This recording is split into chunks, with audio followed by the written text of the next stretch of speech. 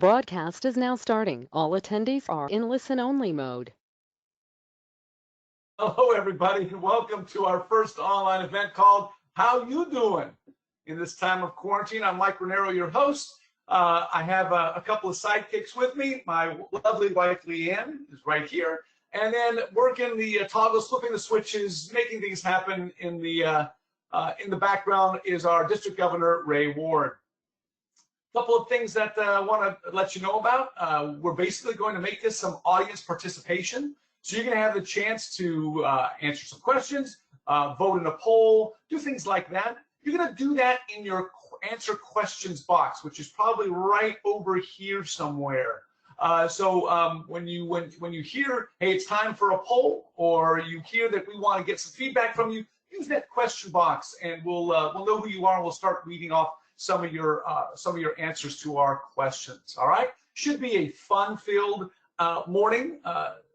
And so why don't we just kick things off? I'm going to introduce right now to the show your District Governor, Ray Ward, who has a special announcement about Rotary and the quarantine. So Ray, take it away. Good morning, everyone. Glad to be here. And oops, let me make some slight adjustments there. I'm trying to run the webinar at the same time, so that's why I keep looking away, because I'm looking at 3 different screens. But sorry about that. I just wanted to say a couple of things. As most of you probably know, I'm a pretty optimistic guy. I believe that the glass is half full. And I think that in this trying time that we have, we do have the opportunity to find some new things that we can do as Rotarians to make our meetings different, have some fun, and show the community what we're all about. My dad was a Marine, and they had a saying: improvise, adapt, and overcome. And I think that's what we're seeing happening throughout the district. We have clubs that are now meeting online. We're having clubs that are doing service projects. And while we're doing all that, we need to make sure that we let the community know, because this could be an opportunity for the community to understand us and maybe want to be part of us when this is all over. It also gives us an opportunity to touch base with neighbors we maybe haven't talked with for a while, make sure they're okay, and make sure that they feel the Rotary love while we're all going through this hard time of staying at home. We also want to have some fun with this.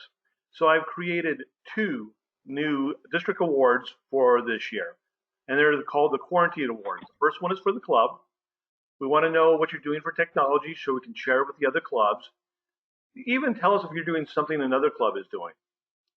At the same time, we want to know what community service projects. We have at least 3 blood drives that I know that have either gone on or are going on in our district. We have people that are working with their food banks. So anything else you have. In Southern California, there's a club that's actually got a sewing group together that is doing masks and donating them to hospitals. Also, we want to find out if you're doing anything fun.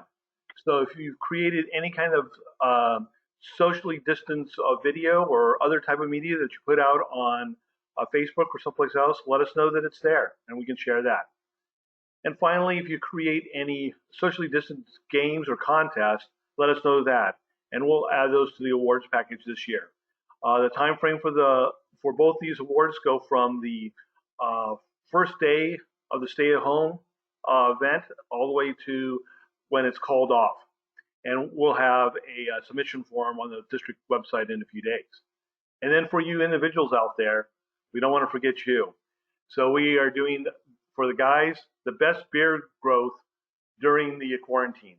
And for gals, put together your best, wildest hairdo and send us a picture of that. And then for everyone, who reads the most books in our district? We'd love to find out that. And then we have some other awards. One is for the best beach bum outfit, going back with our Jimmy Buffett theme. And so it's using the 4-way test, use items that you find at home, and dress up and send those in. We'd love to see it. We're going to have a male, female, and a couple awards there. and then the most TV series that you binged, watched start to finish, and finally the most puzzles completed. So again, I hope you can have some fun with us, and I hope this event today is something that becomes fun, and maybe we'll do again. So back to you, Mike.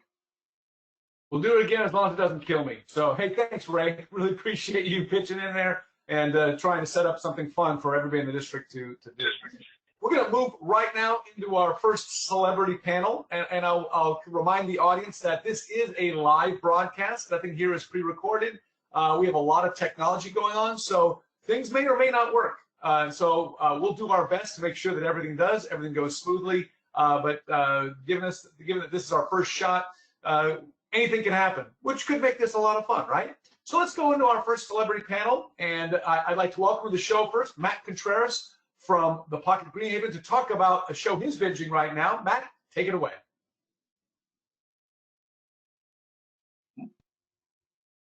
Mike, I don't see Mac on the line. We got a question from him. I'm not sure if he's using. Oh no, that's Paul. Not sure if Mac used the panelist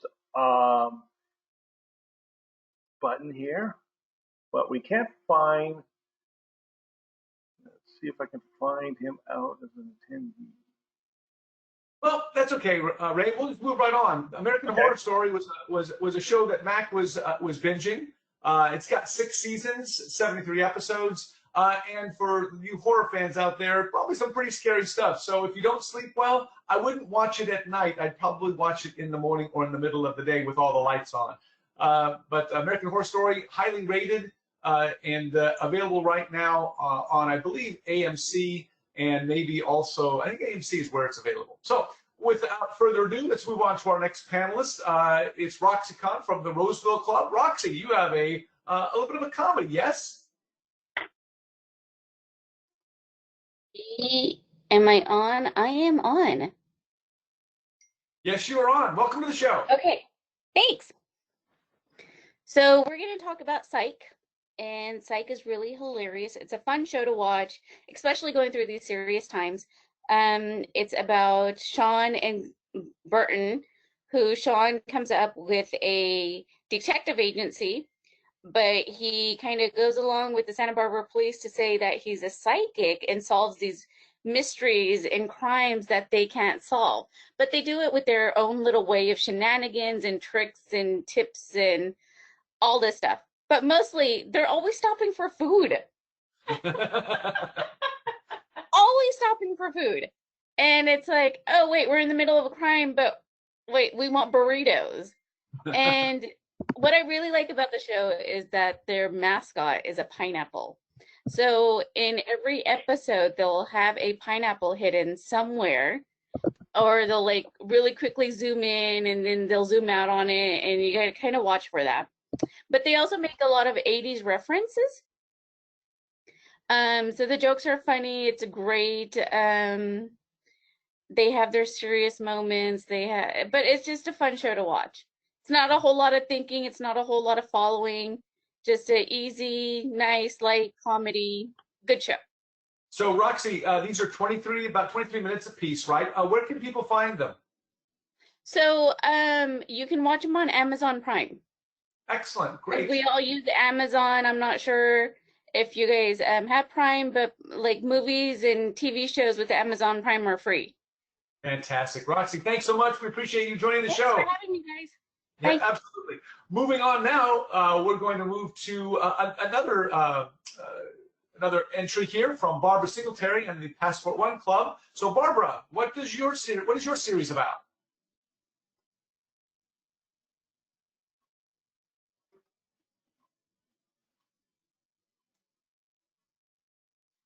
And make sure you unmute your mic. There you go. Says I'm unmuted. Oh, there we go. So my binge watch recently is Death in Paradise. You can find it on BritBox, which we get through Amazon Prime because we have Amazon TV. And so it's a subscription service. This is really funny. There's 8 series. Each series has 8 episodes. And it's pretty much a fish out of water detective series as a British policeman who gets sent to the Caribbean. The original one is very stuffy, wears a full wool suit every day to work in the Caribbean, 100-degree heat, right? And his partners, the people he's working with, are laid back. The accents are wonderful. You've got the Caribbean accents, you have the British accent, and the mysteries themselves, it's sort of like watching Jessica Fletcher, but British. So you have somebody who's killed, not a lot of blood. There's no, you don't have the, Criminal Minds, or not Criminal Minds, which is the one that CSI type stuff, right? So you have this basic thing. There's usually 3 or 4 different suspects. They all have motives. They all have a reason for killing the person, but there's always one funny little clue that all of a sudden the main detective gets his man, and he gets everybody together just like Agatha Christie does and tells the whole story and says, nope, you didn't do it, but you're the one who did it, and this is why and how. And it's just fun. It's fun watching the characters, watching how they grow. The first 3 seasons is one detective, and then there's a new detective comes in who is not quite as uptight, but he's bumbly. And now I'm in with the 3rd detective, who's an Irishman who talks a lot and tends to talk over everybody. So it's a fun show to watch. Fantastic. You can find it on BritBox, and yeah. Amazon Prime. That's fantastic. Sounds like a Scooby-Doo meets Inspector Clouseau. So sounds like a lot of fun. Yeah, kind of like that. Awesome, Barbara. Thanks so much for joining the show. We appreciate your input there, and we'll recommend Death in Paradise. Moving on now, I'm going to introduce from Fair Oaks Rotary Club, Diana Crowley, with a brand new entry to the streaming series. Diana, take it away. Yes, Jim and I just finished episode 10 of the first season last night. I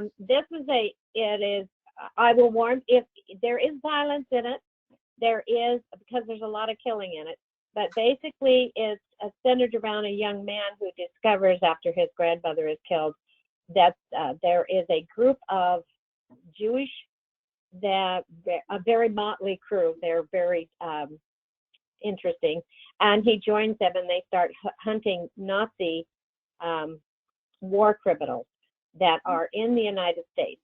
And this takes place about the mid-60s, so the costuming and everything is just awesome. Those of us who were around, most of us were around in the 60s. And it is really interesting seeing all the costumes. I also enjoy the backstory.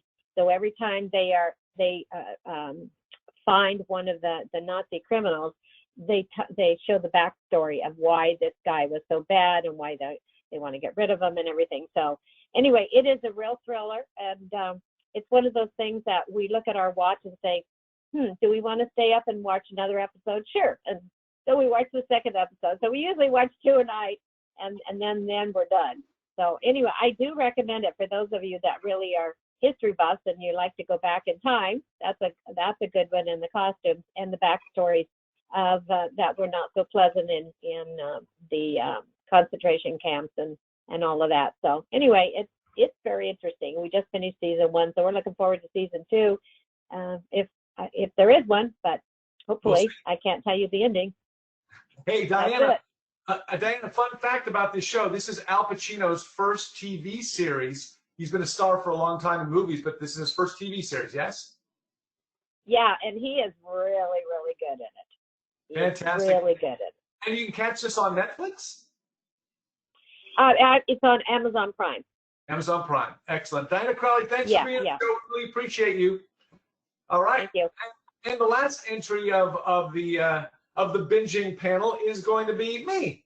I'm watching a show right now. My wife has been bugging me to watch this show called Mad Men for about a part of 7 years now, and just never did it, never watched it. Finally broke down because, well, it seems like a pretty good time to break down, and I'm just loving the show. It's a period piece. It's about Madison Avenue advertisers, New York City, everything about that New York New England vibe going on. You've got great costuming. You've got, it's obviously a period piece set in the late 50s, early 60s. They weave it in with the history of the times very well.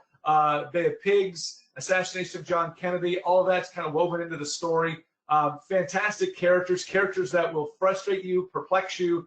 The lead, John Hamm, is extraordinarily complex, detailed, and it's just a really fascinating character study if that's the type of show you're into. Again, with that historical anchor to kind of give you a good sense of place and time, and all the characters act like men and women did back in the late 50s, early 60s. So it's kind of interesting and kind of jarring, especially in today's world, to watch the show. So it's on Netflix. There are 7 seasons. Mad Men, check it out. It's a pretty cool show.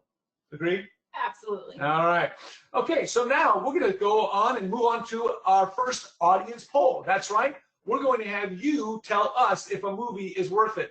We're going to take a look at all the recent releases that have gone from the theaters into your streaming capability, where you can now, I guess, buy them or rent them for $20. The question is it worth $20? And our first show is called The Invisible Man. This is a reboot of the classic horror genre show, The Invisible Man, with a couple of notable twists. So right now, let us know, have you seen it? And is it worth $20? So let's get that poll going. All right, let's see that poll coming up here. We'll keep that poll open for another maybe 15 seconds or so. All right, Invisible Man. Oh, starring Elizabeth Moss. That's correct. And the rest of the cast, don't really recognize them. But I have seen it. I liked it. My wife hated it. So there you go. All right, great. Let's close that poll and see what we got. What is our result here? The results are, wow, 14%, but only half of you say it was worth $20. So there you go. I think it's sort of split like it is in our household. So you know what? I guess if you like horror and you like suspense, that's it. But if you hate large gaping plot holes and some terrible acting, you don't. So there you go. Let's go on to our next movie. Our next movie that we're going to introduce to you is the Academy Award winner, that South Korean movie called Parasite. I have seen this as well. Parasite is a surprising picture. Yes, you will have to read subtitles, and that might be infuriating to some people, but Parasite is out there. Let's do the audience poll and see how many of you have seen it and whether or not you think it's worth $20. Now, it is a very amazing film from South Korea, South Korean entry. It took the Academy Awards by storm by winning not only Best Foreign Language Film, but also Best Picture. Unprecedented double win, unprecedented that a foreign film would win Best Picture. Well, in a year where the Toronto Raptors also won the basketball championship, we're just going to give all of our championships away to other countries. I guess that's kind of the theme this year. But Parasite, an excellent, excellent choice from this reviewer's perspective. But let's check that poll now, and let's see what you thought.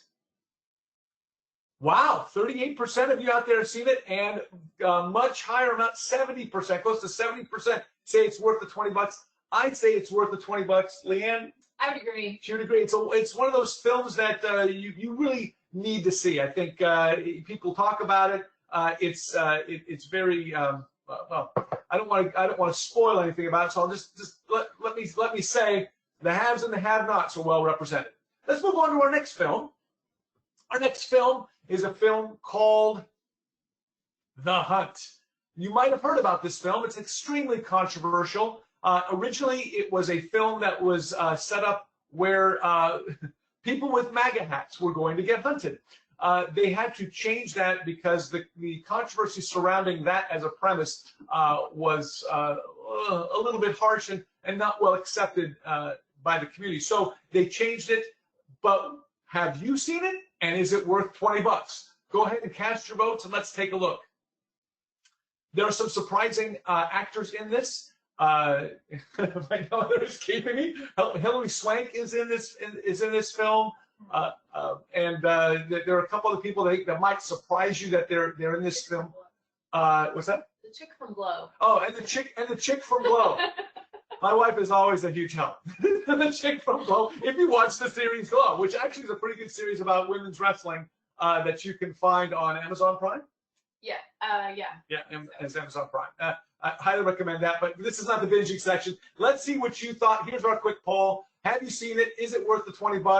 Nobody has seen it. But it looks like 71% saying, you know what? I might pay the $20 and check it out. So that's very interesting. I've said the same thing myself. I'm very curious about it. Like I said, there's a lot of debate and a lot of controversy swirling the film, so I think I might check it out as well. Moving on to the next film. The next film is a little more family friendly. It's the last entry to the Star Wars saga, what they're calling the Skywalker saga. The 9 films culminating with this Episode 9, The Rise of Skywalker. J.J. Abrams returns to direct. Let's go ahead and get to the poll. Have you seen it?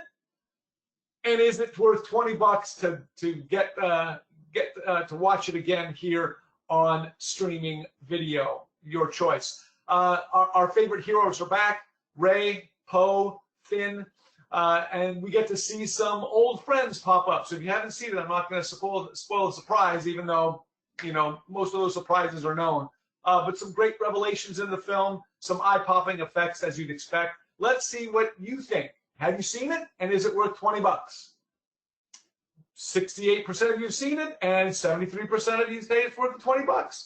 I'm personally waiting till it comes on Disney Plus for me, but I'm probably also going to buy it on media because I like the various medias that you can get, and I want to kind of physically own it. So, Rise of Skywalker looks like that's a family-friendly entry that most people will enjoy seeing. And now our last film. Our last film is one called Just Mercy. This is the film I have not seen, but I want to see it, so there's my vote right there. Go ahead and cast your votes. It stars Michael B. Jordan and Jamie Foxx. It's a compelling film about a man wrongly accused and jailed for a crime he didn't commit, an African-American gentleman, and another African-American attorney dedicated to exonerating him. Have you seen it? Is it worth the $20? So that's it. We'll let it go for another 5 seconds here. And okay, Ray, let's go ahead and close up the voting. And let's see. Only 27% of you have seen it, but by far, the majority of you think that it is worth $20 to check it out. I think I'm probably going to check it out. That'll be the second movie I get, and I spend my hard-earned 20 spot to check out. So that is our movie review. So I hope you enjoyed that. Hope you got some interesting information about movies that are out there right now that are brand new that you could have gone down to your local multiplex had it been open. But now's your chance to see those films as they're now being made available. Okay, so let's roll right from one movie event into another. We now have a celebrity panel. This celebrity panel is going to tell you their favorite movie and why it's their favorite movie. Here's some more ideas that you might get for what to watch while in quarantine. Our first guest is from the Rotary Club of Elk Grove. Please welcome to the show, Sydney Smith. Sydney, take it away.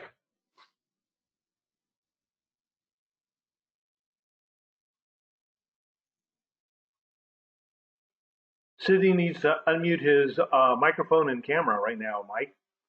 Oh, okay, thanks. So, Sydney, yeah, if you can show us your, well, that's Paul. Hi, Paul. Paul's going to go away. Okay, there we go. So how about Sydney, make sure that you share your webcam and turn on your microphone. How's that? Oh, I hear you, buddy. You sound great. Silky smooth. Okay, great. Well, I'll go ahead and go. I can't see myself, but that's okay. That's probably a good thing. The movie that I like to review is a movie that came out in 1972. It's called The Godfather Epic. It is a movie that shows a chronological look at the Corleone family, putting together movie 1 and movie 2 to, it's a 7-hour and 4-minute movie. The movie covers love, loss, family, faith, and redemption. And if you're into anthropology, there's a study of this word called fictive kinship, and fictive kinship is where we get terms like godfather and godmother and godparent. So it's a really great movie. I strongly urge you to see it. If you haven't seen it, it's a fantastic movie, and it's something that when you watch, you'll definitely remember. It is not, it is for mature audiences, I will say that, but that's the movie that I recommend. Sydney, that's great. So just to clarify now, this is Godfathers 1, 2, and 3, the films, 2 of which won Academy Awards, but re-edited to be chronological in one show, one sitting, right? Correct. I tried to investigate that. I want to say it's 1 and 2 put together and not 3, but there, I couldn't recall if we saw 3. 3 was not one of our favorite Godfather moments. So I do know definitely 1 and 2 are done chronologically, and it's an amazing movie. Excellent. And so if I got 7 hours, hey, it'd be just like going to work. We could check it out. It's great to be in the show. Right. Exactly. All right. Thanks so much, Sydney. All right, moving on to our next film. Our next film will be brought to us by a Rotarian from the Pocket Greenhaven Club. That would be Bob Smith. Bob, take it away. Everybody, and a big shout out from the fabulous Rotary Club of Pocket Greenhaven. I'll tell you what you need right now is inspiration. You need to be uplifted, and if you want to see a movie that does both, you need to see Russell Crowe, who got a Golden Globe for his portrayal of James J. Braddock, who people say this guy absolutely was the greatest comeback artist in professional boxing ever. I mean, James J. Braddock makes Sylvester Stallone and Rocky look like a Bullwinkle cartoon. I mean, you got to see this. He was an up-and-coming young fighter in the 20s, and then he broke his hand just before getting a title fight, and then the Depression came on, and things just went from bad to worse. He couldn't get a fight anywhere. He was broke, down on his luck. Renee Zellweger does a great job playing his wife. That's May Braddock. And Paul Giamatti, by the way, got a nomination for an Academy Award for Best Supporting Actor as his trainer manager. But you talk about somebody that comes from nothing and really makes something out of it. I'll give you this part of the story, and that is that James Braddock hadn't had a fight in about 4 years. It's 1934. You're right in the middle of the Depression, and he gets the tap on his shoulder, and they tell him he can make $250 if he wants to go up against a heavyweight contender. Got about 40 pounds on him, well trained, and Braddock hasn't trained at all. Well, that was John Corn Griffin, and after 3 rounds, Braddock knocked him out, and you'll have to see the movie to see the rest of the story, which is just pure inspiration. So Cinderella Man, tune it in. Bob, thank you so much. Appreciate your review. I'm excited. I'm going to check it out. So thanks for being on the show. All right, our next film is going to be brought to you by a Rotarian from the Sacramento Club. This is Paul Kiefer. Paul, this is a more recent entry to the movie dome. Take it away. Hey, welcome everybody. I'm over here working on my car. I've got my rotary pin on, and I'll tell you what, you never work on your car without the rotary pin, that's for sure. Just so you know, Ford vs. Ferrari, fantastic movie. I didn't get the full instructions. You can't see that still in the movie theaters, I don't believe, but it's something to look forward to when this whole quarantine goes away. I can tell you what, if I worked on my car, I would break it. So I'm not going to actually work on my car, but I will hold the tool.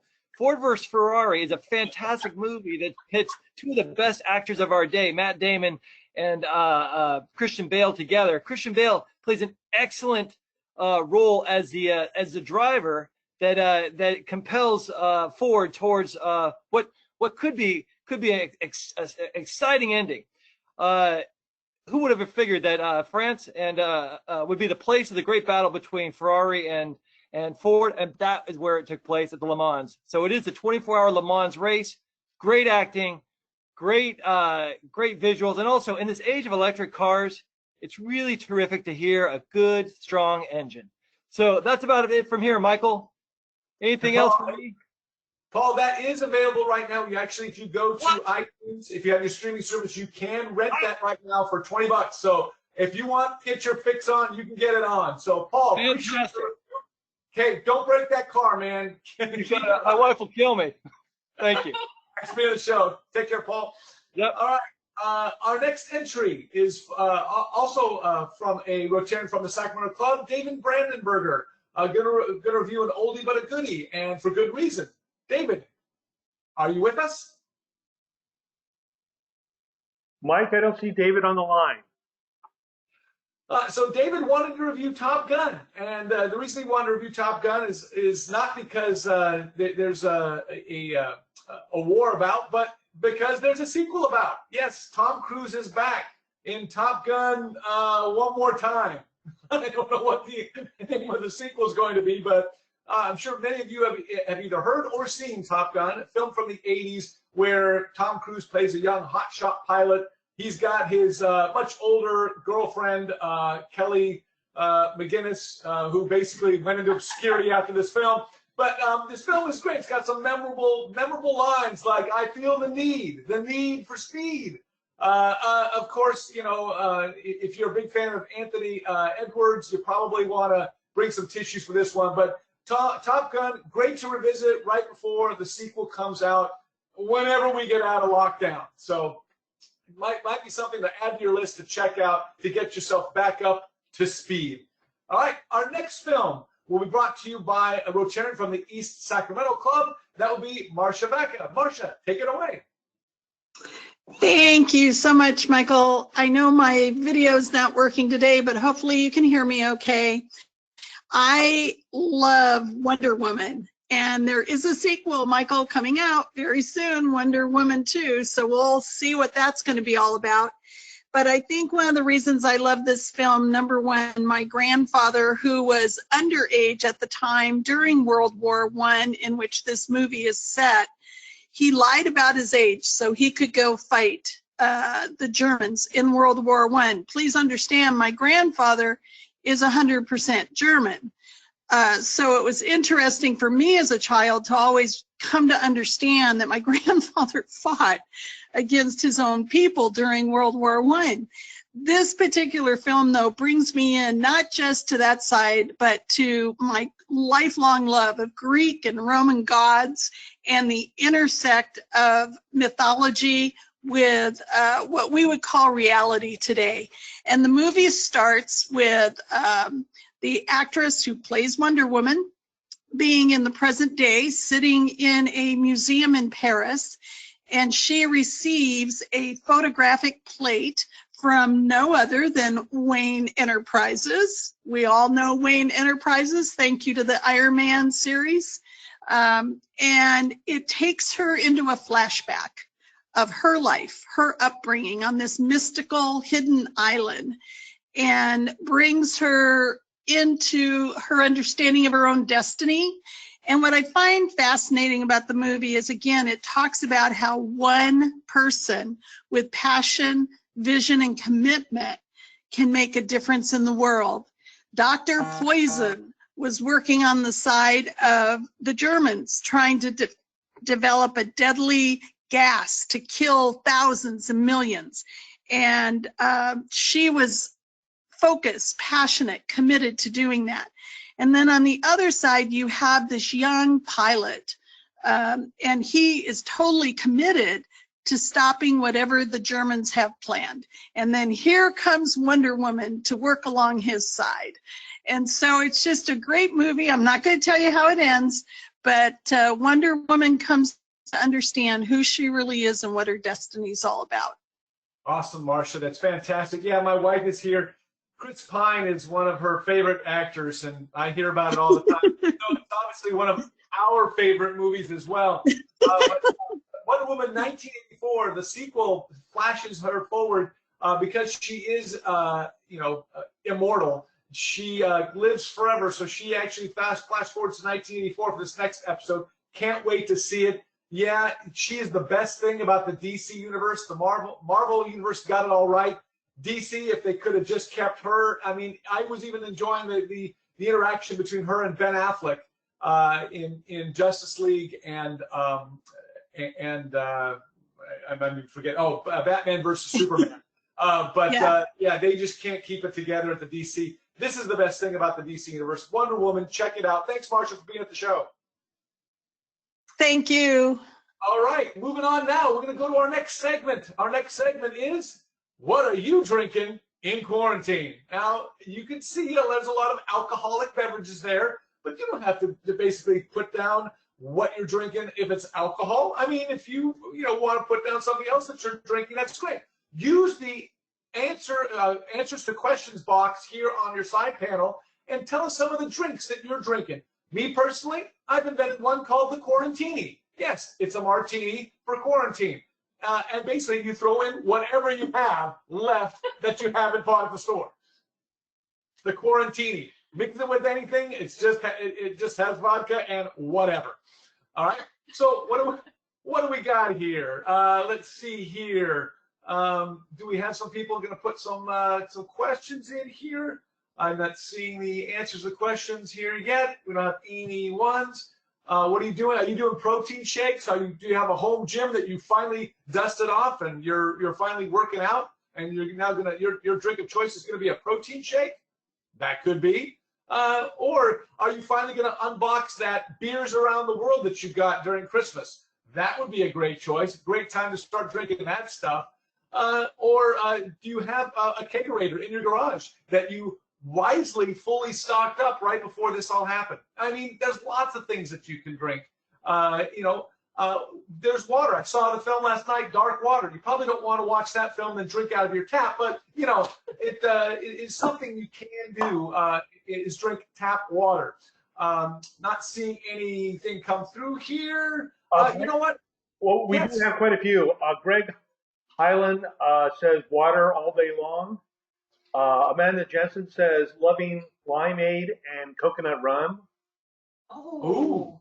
Dennis Dunbar says medicinal brandy to combat coronavirus. Clark is saying margaritas, screwdrivers, bourbon, lots of bourbon. Jay Broadwright has vodka martini, bourbon, scotch, yep, all. Stephen, I don't get a last name here. It's Gentleman Jack. Thomas Lewis, bourbon, lime juice, and ginger ale. Clark also added Irish coffee. John Hilton, Manhattans. Alex has cranberry whiskey mules. Lots of them after work.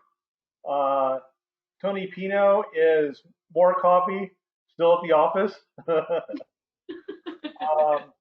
Hilarious. He's drinking BA, and I can't tell what maybe it's BAI coconut water mix. Yeah, that's a drink. Eric James is microbrews from his beer delivery service. Well done, Eric. Yeah. With the delivery service. That's crazy awesome. And Jay is actually speaking for Vicky and saying she's drinking lemon drops. Oh, that's a good one. And also,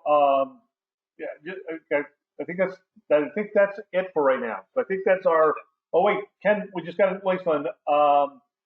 Ken Fong says a goofy time to finish uncompleted. And anything that hasn't been previously opened. So He's clearing out the closet. Clearing out the closets. That's what we're all doing. So and there it is. So I hope you had some good thoughts, some good suggestions there. Thanks for reading those off for us, Ray. So what am I drinking in quarantine? So great segment. Thank you all for your submissions. If you saw something you like there, hopefully you have the ingredients. If not, use it on your carefully crafted trip to the grocery store with your sanitary wipes, etc., etc. Okay, so now we're going to move on to the next segment of our show. We have the great privilege here of having to the show a gentleman who's with the Sophos Group. He's a published author, and his book, The Lost Art of Relationship, is now available on Amazon. He is a Rotarian with the Rotary Passport One Club. Please welcome to the show, Dan Crispo. Thanks, Mike. It's really great to be here. And by the way, I thought the Quarantini was actually just like a regular martini. The only difference is you're just drinking it alone. Yeah, so I guess it's not too martini, but I appreciate that, Dan. And then just before you go on, there's one other thing I have to say is that the stronger the drink, the better chance you have of killing the virus on the way down. So make sure you get the strongest drink you possibly can. That's all I'm saying. I don't know what's going to kill this thing, and hopefully we're going to find out very shortly. But you know what? I think it's up to us as red-blooded Americans to try to find every possible way that we can fight this, and you might be right on the right track. So hey, welcome to the show. You know, we've been talking about movies, we've been talking about beverages, we've been trying to keep it light here, trying to give people ideas and let them know they're not alone during this shelter-in-place time. But I think we're starting to realize a little something about life here. Life has changed. What's your perspective? Yeah, life outside has changed, but one thing that has not changed is that every day that we have is a gift. This moment that we have right now is a gift. Those who are in our life are a gift. And actually, Mike, you and your bride are also gifts. You're gifts to each other, and you're gifts to us, even for bringing this to us today. And you know what?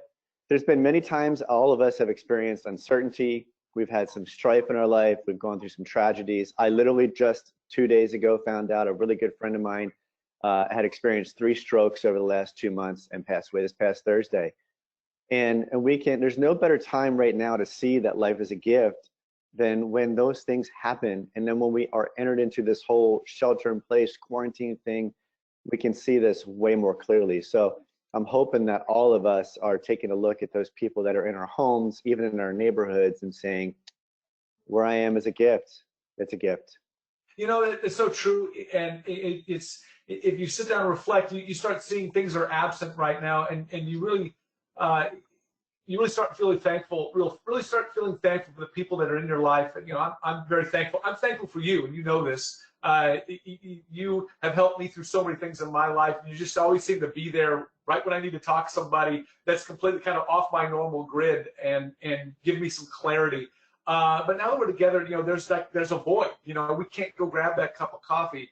And sometimes I think that you almost get to the point where you feel like, oh my gosh, I've taken these people for granted. How do we get through that? You know, it's really interesting to me that we take so many things for granted. When I walk over to my sink and I want to get a glass of water, what do? I turn on the faucet and water comes out. I don't ever expect that the water's not going to come out. And so that I can be refreshed, I fill up my cup and I drink it. But what happens when that water doesn't actually come out?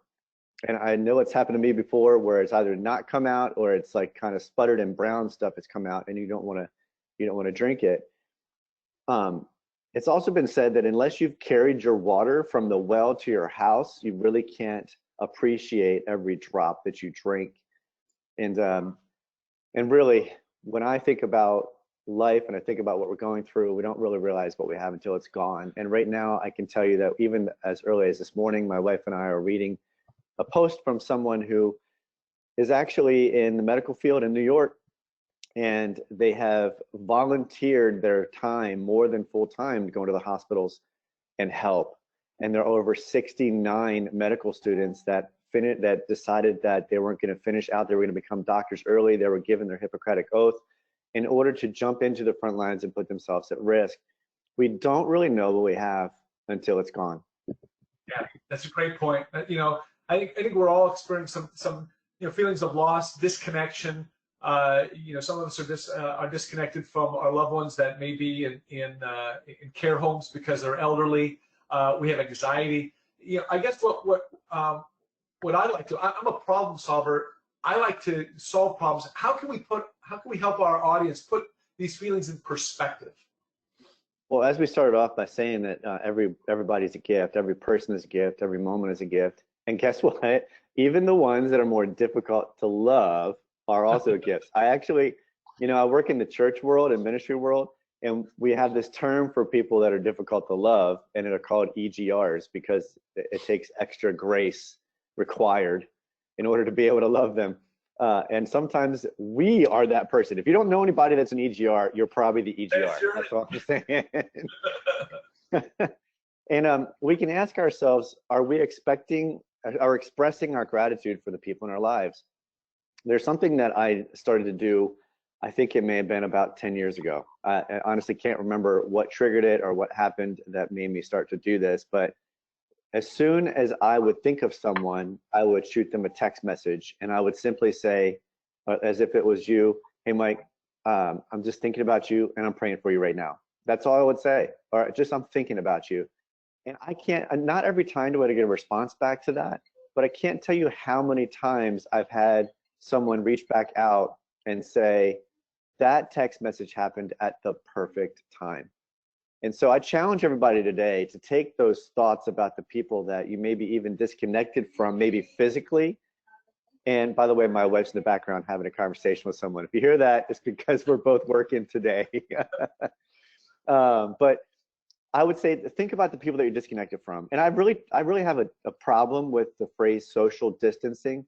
For me, we're physically distanced, but we should double down on our social connections. I mean, that's why we have Facebook. It's why we have Instagram. It's why we have Snapchat or whatever it is, whatever your avenue to get connected to someone is. We actually have this technology at our disposal that we can actually reach out and decide with intention about every moment, every person that we can share with them our gratitude for them. And as you go through your day, what I would say is write down at least once a day for 30 days someone you're grateful for and why you're grateful for them. And make it a different person each day and put some thought into it. So when you wake up in the morning and you get a cup of coffee and you get your mind defogged from whatever it is that you're thinking of, think about that person, jot their name down, why you're grateful for them. So my question really is, Mike, is who makes us grateful that they're in our life? And why are we grateful for that person? And I say go a step further. And when you think of that person, sometime during the day, take some time to communicate those thoughts of gratitude that are most comfortable for you. You could give them a call, you could FaceTime them, you can do an online chat, or just send them a text, an email. Oh my gosh, Mike, why don't we can actually pick up a piece of paper, write it out, put an envelope, and mail it. That is unbelievable. Is there a service that does that? I think they're starting to bring horses back to actually take letters from place to place because people are afraid to touch the mail. So take some time, show your gratitude, because life is a gift and people in our lives are a gift.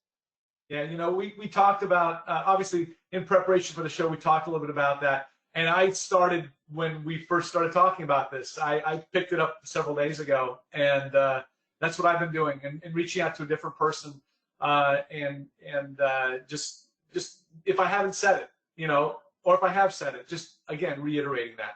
So kind of not switching gears, but kind of switching gears, talking about Rotarians in specific.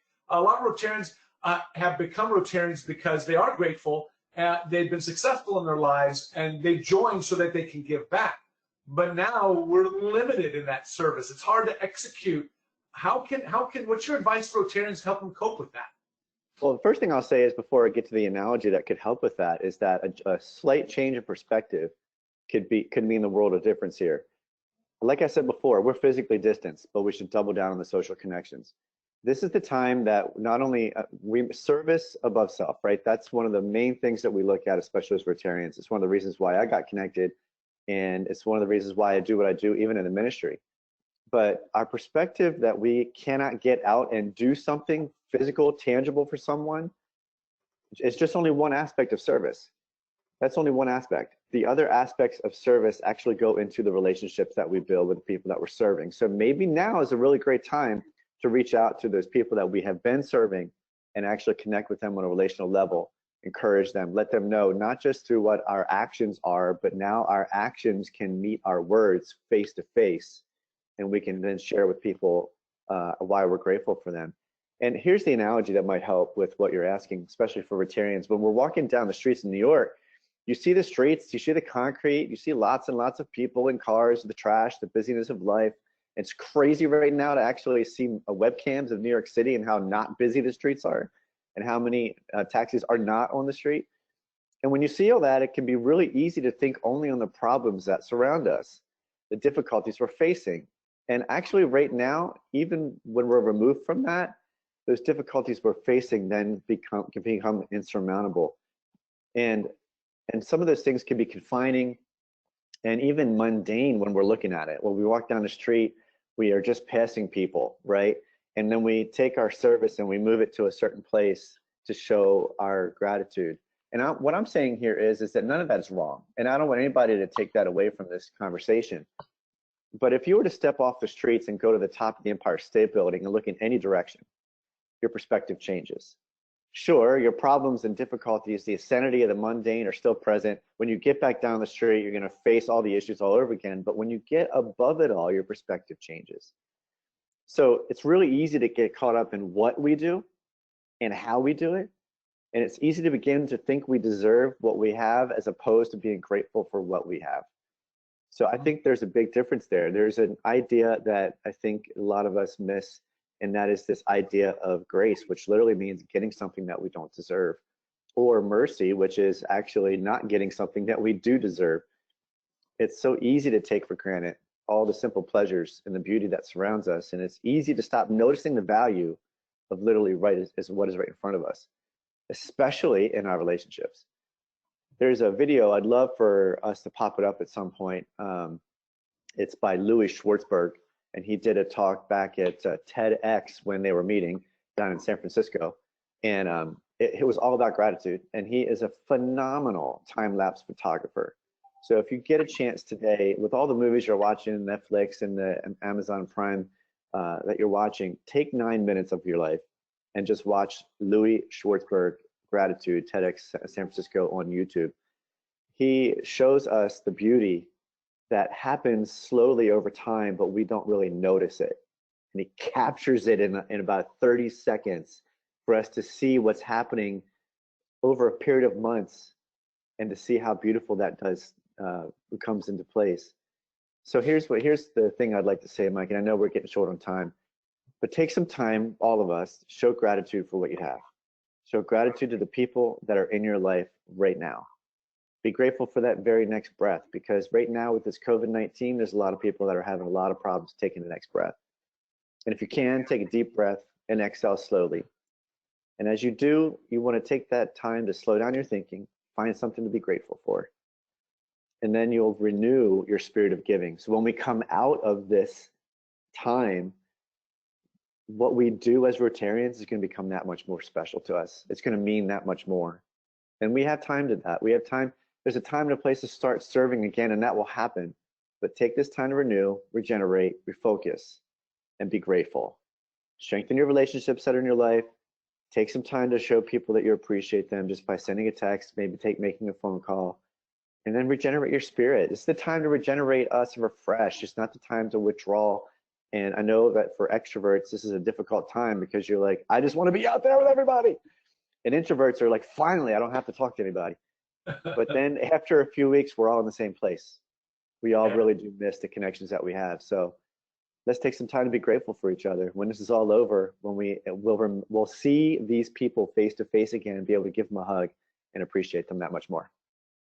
Dan, that's great. I saw a meme recently that said, introverts, check on your extrovert friends. They're not okay. They are not. That goes along there with our talk. But Dan, as always, love talking with you. You renew my spirit every time I talk with you. I truly appreciate you. Thanks for being with the show and sharing all your thoughts with us. We truly appreciate it. And we're very happy you're a Rotarian. Yeah, thank you. I appreciate you both as well. Talk to you soon. We'll see you. All right, moving on. In that spirit of positivity and whatnot, we're going to give you the opportunity now to express maybe a positive chat. So in your answered questions box, we'll give you the opportunity to maybe say something positive about somebody else and give that and show that expression of gratitude. Use the time on your keyboard right now. Go ahead and type some things out. We're going to move on to our next segment, but we will come back around after this next segment to read some of your expressions of gratitude. But for right now, we're going to move on to our next segment called Online Gaming for the Socially Distanced. And we have a celebrity panel. Surprise, surprise. Our celebrity panel, our first up on our celebrity panel from the Rotary Club of Oroville Sunrise, we have Kay Castro. Good morning, Kay. Hi, thank you so much for doing this. You really expect me to follow Dan? Like, really? Oh my gosh. So I want to do a big shout out, Michael, to you and Ray. This is a huge effort, and the interactivity and the games and the quizzes is fabulous. You guys are doing a great job. So virtual high five or whatever from everybody. Great job. Okay, I get to talk about Yahtzee with buddies. Now, we all know Yahtzee. I hope we all know Yahtzee. If you don't know Yahtzee, it's super easy to learn on this program, on the app. It's an app at the App Store for Apple or Androids. Super easy.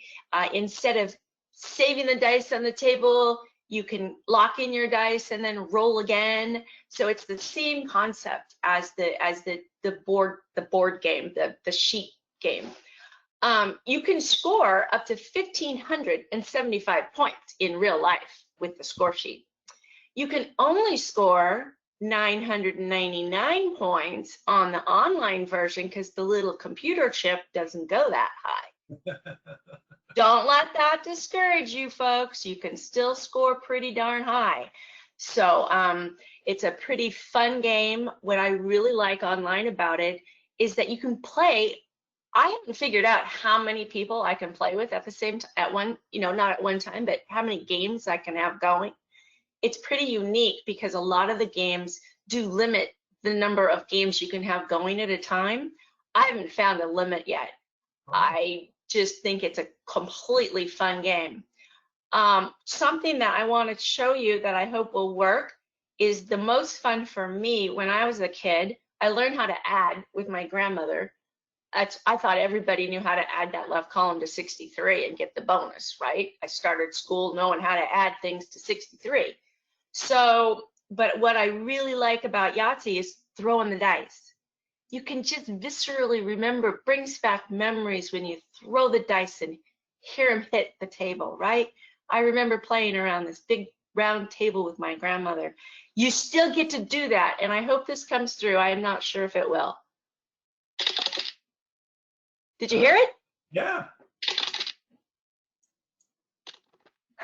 No, is that fun or what? I mean, I think it's fun. It's the only game I play with the sound on. So it's super fun. Hey, Mike, I think you had a story about the going online. Yeah, at my company, my CTO, my chief technology officer, he invented Yahtzee with buddies right here in the Sacramento area, actually right in Roseville. So so it's a homegrown game, and now it's part of a large company called Scopely, and it makes $1 gajillion or something like that. But yeah, it started all right here. Great. Well, thank you very much for having me today. You bet, Kate. One last question before you go. Top score. What's the best you've ever done? 420. Woo! That's pretty good. I've ever done. Kate, there's a question for you. Can you do private games? Sorry? Can you do private games just with your family on Yahtzee with buddies? Can you? Or yes, absolutely. Okay. That was a question? Came in. Great. Thanks, Kate. We appreciate you being with us. All right. And now we're going to move on. See you soon. Oh, I have my Rotary shirt on. Yeah. Okay. Now we're going to move on to our next guest. And she's from the Rotary Passport One Club. That would be Leanne Renero. That's me. Take it away. Thank you. So I've always loved words. I used to read a ton while I was a kid.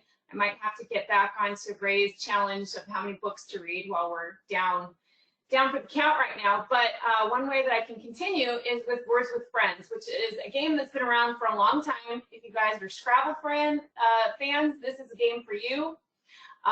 You can play, you play with one other person, but you can have as many games going as you want. So I have games going with a girlfriend of mine that's in theater. I have a friend of mine, actually my old manager I play with. I can play with my kids. It's great fun. And you just play it just like you would the regular Scrabble game. You can earn challenges. They do have words that come up where they say, use the letters from the word choke throughout your game, and you'll get certain prizes for it. It's a ton of fun.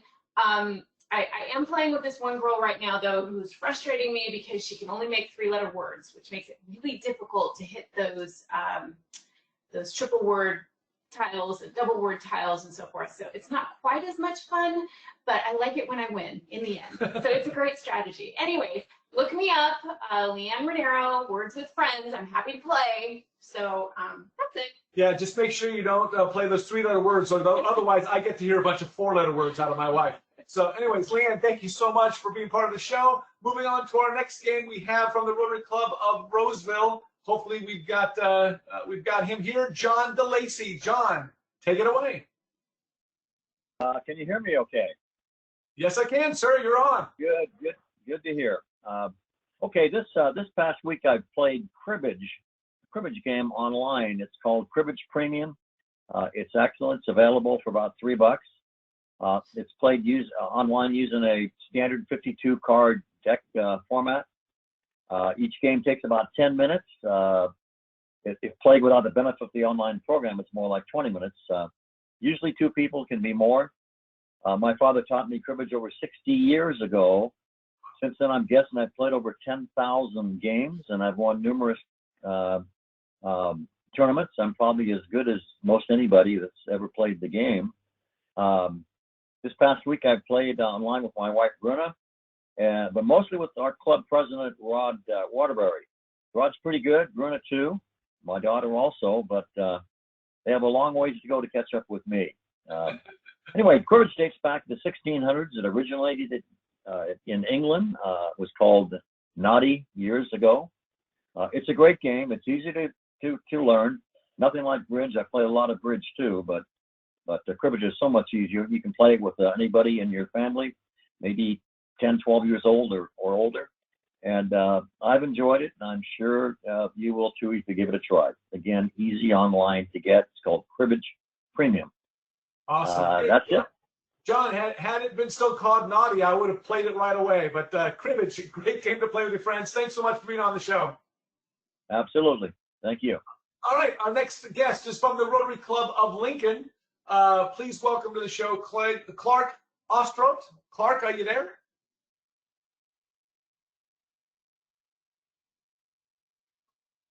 Ray, do we have Clark as part of our panel? I don't see him as a panelist. I've been talking to him by message, but cannot seem to find him. Let me check one other thing here. Let's see if I can. His mic's now open. Can you guys hear me? Yes. Yes, Clark, go ahead and take it away. Hey, well, can you see me? This is the other part. No, cannot see your camera because you came in as an attendee, Clark. But that's okay, Clark. Go ahead and present karaoke online to us. Okay, so a week ago Sunday, our family had a karaoke online contest. We were in different states, cities. We had about 8 locations, probably 15 family members, and it was quite easy. We happen to use Zoom conferencing to do it. You can use that for free, up to 40 minutes with multiple people. But there's a variety of other web conferencing that you can use. So I was going to be a total fool on the webcam, but you can go to YouTube. You can type in Margaritaville karaoke. I actually I've got my Jimmy Buffett outfit on. I'm sorry you can't see me, but here's a little example of what it's all about. You'll hear it anyway.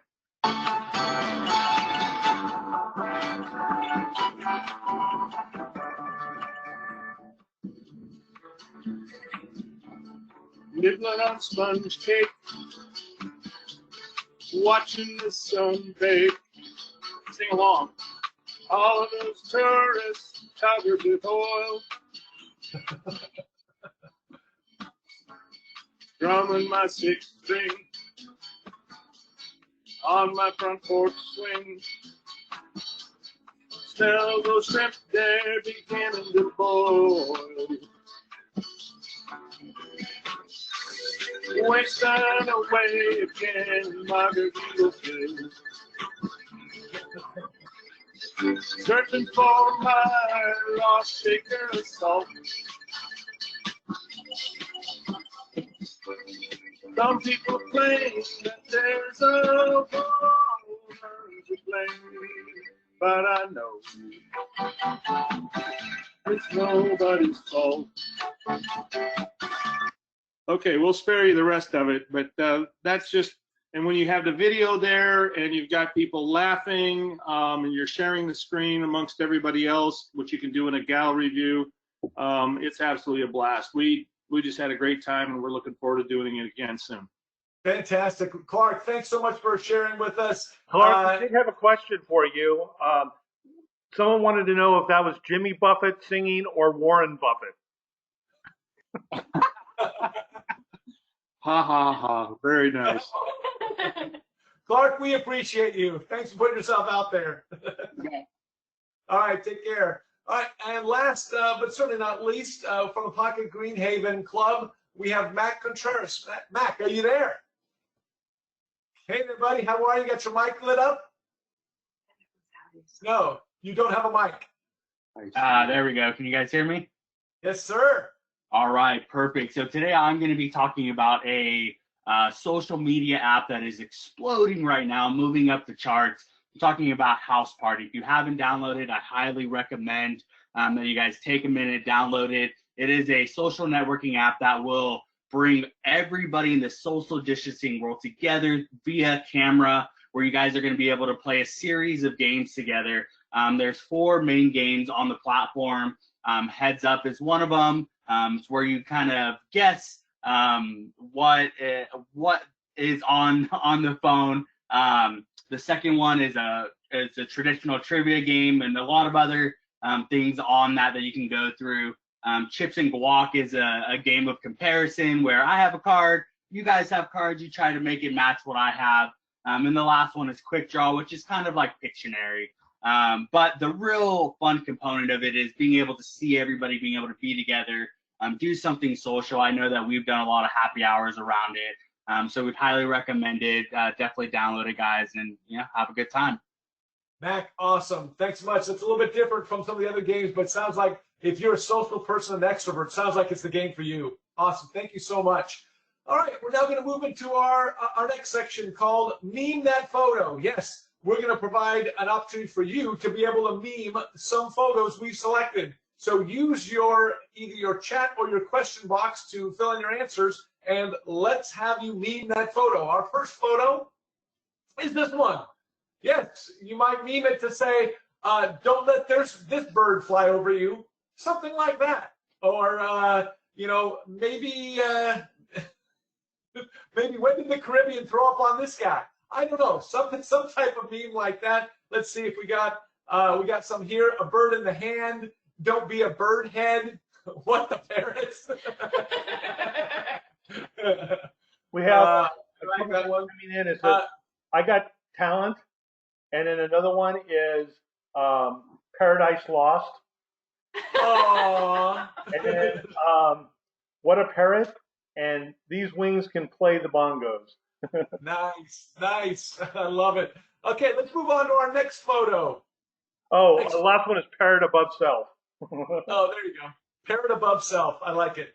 So here's one. I would meme this one. Why can't we be friends? Would be a start. Or the haves and the have-nots. I got one here that says friend enemies. Another one that says Dodgers S and then 3 little blank spots. How about Love American Style? I like it. That's good. All right. Looks like we're going to move on from that one. Our next photo for memeing is this one.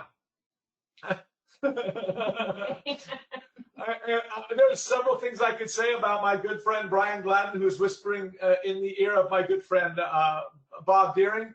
But Chris's expression is priceless. Love it when you blow in my ear. Sweet nothings. Yikes. Just Do you have something, Ray?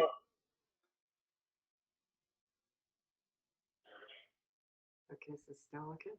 I have an outfit for you too. I like that. How about come to my Rotary Club?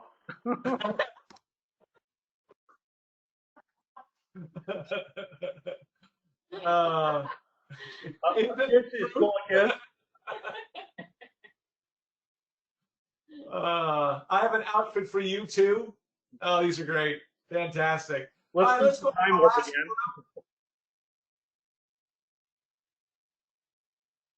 and our last photo. Sorry. Oh, is this one right here? And this one could be Brent Hasty, how to visit your local supermarket during the quarantine. Blind first aid, I love it. It's just the last roll of toilet paper. That is awesome. How about what? I'm going to be the DG.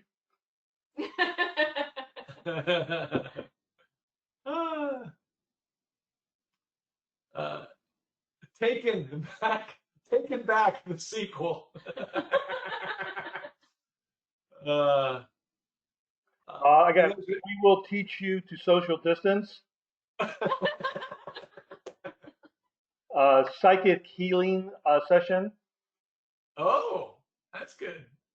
What to do with our extra TP after the coronavirus? There you go. There you go. Making an invisibility cloak. I like that too. Locked up abroad and Rotary exorcism.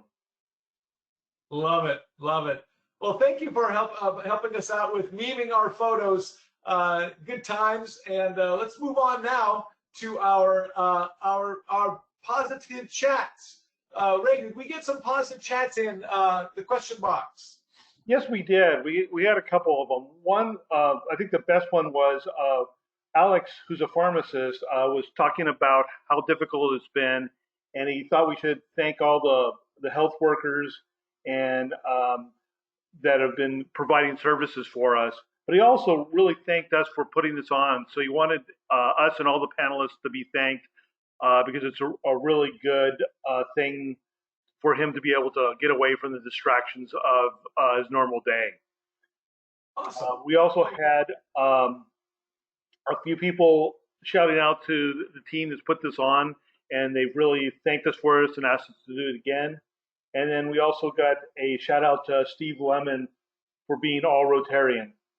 And those are the ones we've gotten so far. Yeah, I'd like to add David Dean there too. Steve and Dave are two guys that have given so much for so long to make sure that we have fun in our events. And yeah, definitely a couple great positive shout outs to those gentlemen for sure. Great.